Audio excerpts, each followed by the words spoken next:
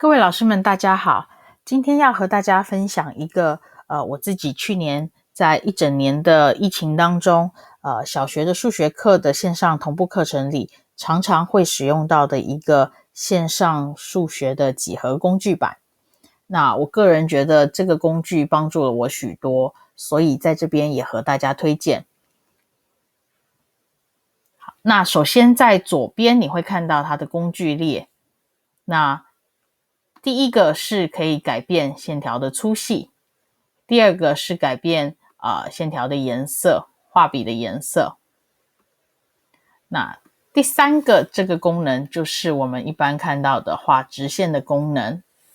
第四个功能就是我们可以在上面做一些注记，可以直接把它就当作像白板一样。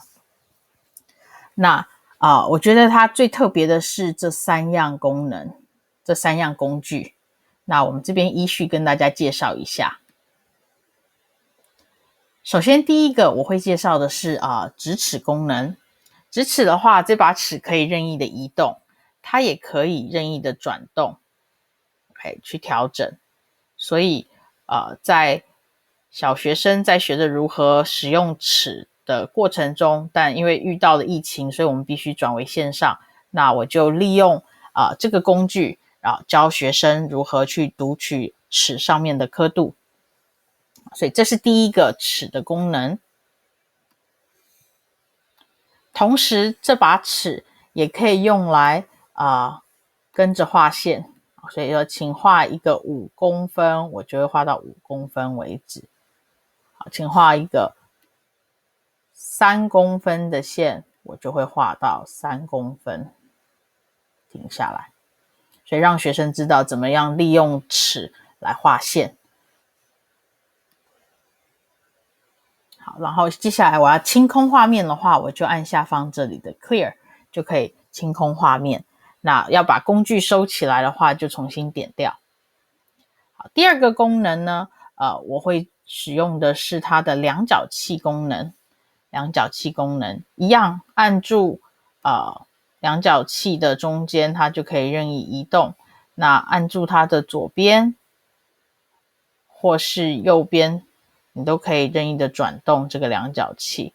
那如果你觉得这个量角器的刻度太小，学生可能透过萤幕会看不到，那我们可以把它放大。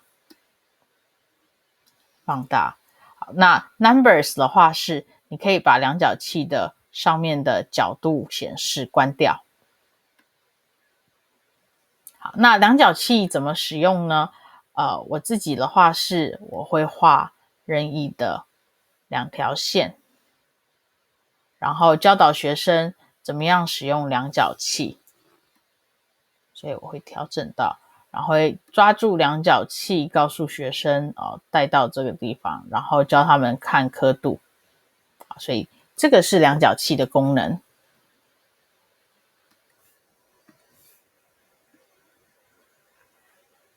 好，然后这边就可以告诉大家说，这边是40度。好，接下来第三个工具是圆规。那这个圆规我会搭配着尺一起使用，所以我会教导学生，让他们从对准，然后先量出半径。比如说我要一个3公分的圆，那我们就可以先对准3公分。那因为怕再动到这个圆规，所以我们就固定住这里的长度。那我可以把尺收起来。那这个时候我们还是可以移动我们的圆规。那如果我们已经要开始画圆了，那我们就在上方这里按住一下，那就压出了圆心以后，我们就可以画出一个圆。画出一个圆。好，那如果觉得画得不好，我们可以把它按前一步把它消掉，然后重新再来一次，一样按住，先画出圆，然后按住它，跟着画一圈。好，然后把